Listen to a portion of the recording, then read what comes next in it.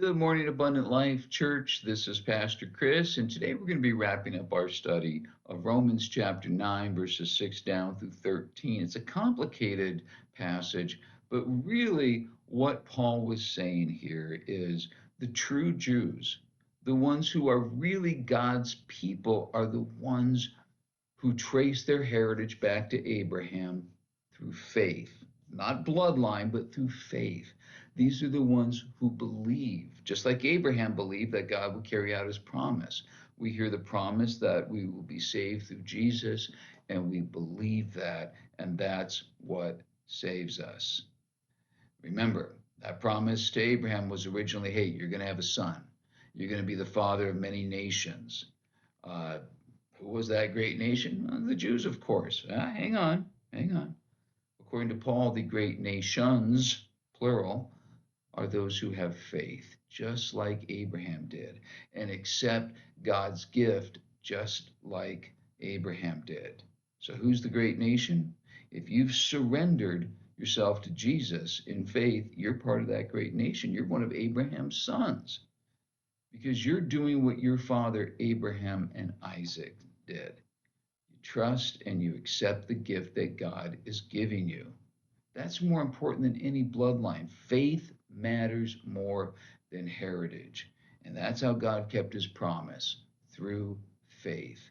You're the great nation that will come from Abraham because you are a nation of faith. Let me say that again. When it comes to our relationship with God, our faith is what defines us, not our heritage. You might not know this, and I'm not sure exactly how this works, but I'm related to Andrew Jackson.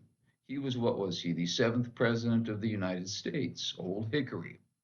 So if you get a $20 bill out, that's one of my relatives on there. Pretty impressive, huh? You might think, well, how are you related? Again, I don't know. I have no idea. I mean, we might be 37th cousins, 28 times removed, however that works. He may be my great, great, great, however many uncles. I don't know. All I know is I grew up hearing we're related to Andrew Jackson. Okay. Funny, but that didn't come up at my interview. I didn't have it on my resume, nothing like that. At the interview, they didn't say, okay, you have the job. The last guy we talked to was only related to Millard Fillmore. That stuff didn't matter. What matters to get a job like pastoring Abundant Life churches, I better have faith, not heritage, faith. You know what this means? It means that anyone who trusts in Christ is part of fulfilling God's promise. You are God's chosen people. Being one of his chosen people doesn't mean that God chose you. It means you chose God. It means you have faith. It's not about who you are, it's about who you trust. Now let's apply this to today. Modern Christians really don't have a hang up thinking, I can get to God because I can't get to God because I wasn't born a Jew. That's not a barrier that we face. But there are a whole bunch of other barriers that keep us from knowing we're God's people. Am I good enough? Am I the right kind of person? Do I make enough money? Do I vote the right way? Do I think the right way? Do I dress the right way?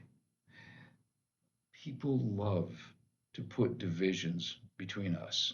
We love to discriminate based on not just race, but also age, gender, um, income level, beliefs, all that.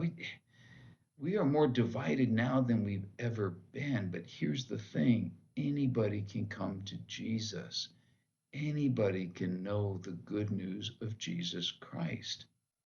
It's not who we are. It's not what we believe. It's not how we vote. It's not how much money we make. It's not what kind of job we have. It's not how good looking we are. It's none of that. It's, do we trust in God? And I think more than anything else, what we need to do as Christians today is, number one, be aware of all those ridiculous divisions that we put up. And number two, be aware that God is stronger than any divisions that we have. The good news is for everybody. And we need to make sure that we are a church that lets people know that. I'll close with this story. When Mahatma Gandhi was a young lawyer in South Africa, he decided he would give Christianity a try. Now, we know that Gandhi was not a Christian, but he was a deep thinker. And he thought, well, I want to try this Jesus. I want to see what he's all about. So this young man tried to go to a church. Now, this is in South Africa in the days of apartheid. And Gandhi was not white, he was from India. And he tried to enter a Christian church. And one of the deacons of the church stood in the doorway and would not let him come in and told him, this isn't for you. Turn around and walk away, or I will throw you down these steps. We almost had Gandhi. Think about that. Christianity almost had Gandhi as one of its representatives. But some guy put up a division. Folks, if you believe in Jesus, you're one of God's chosen people. You're part of the family. And if anybody else believes in Jesus, even though they don't think like you, act like you, look like you, dress like you, what have you, they're part of the family as well. You think, how can this be? Hey, next Thanksgiving, when you gather with your family, take a good look around. Have a great day.